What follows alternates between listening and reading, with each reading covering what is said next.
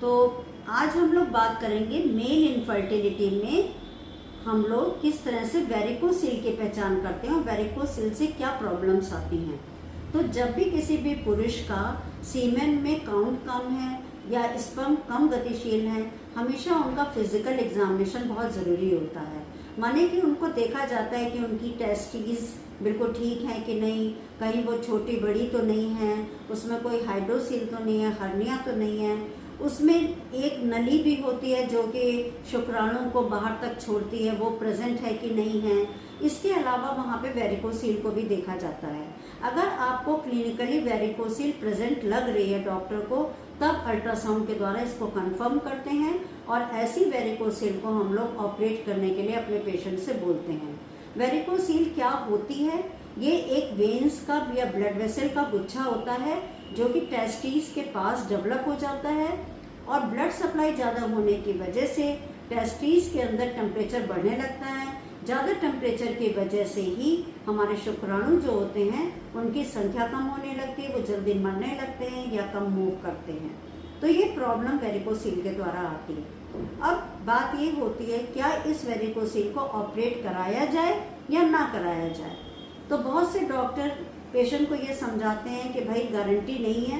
तो मैं भी यही बताना चाहती हूँ कि हाँ, गारंटी नहीं है, लेकिन फिर भी वेरिकोसिल ऑपरेट जरूर कराइए, क्योंकि काफ़ी मेन में इसका बहुत बड़ा एडवांटेज मिलता है। इसका बेस्ट तरीका माइक्रो सर्जिकल ऑपरेशन है, लेकिन कई बार माइक्रोस्कोप अगर आपके पास अवेलेबल नहीं है तो लेप्रोस्कोपी से भी या ओपन मेथड से भी वेरिकोसिल का ऑपरेशन किया जा सकता है।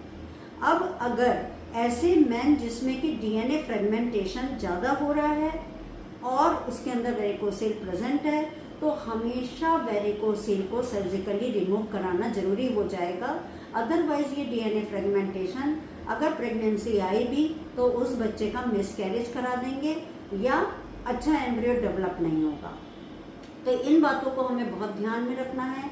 या ऐसे मेन जिसमें कि शुक्राणु बिल्कुल है ही नहीं, उसमें एजोस्पर्मिया है और जब उनको एग्जामिन किया जाए उसमें वेरिकोसिल प्रेजेंट है, तो ऐसी वेरिकोसिल को भी जरूर ऑपरेट कराएं।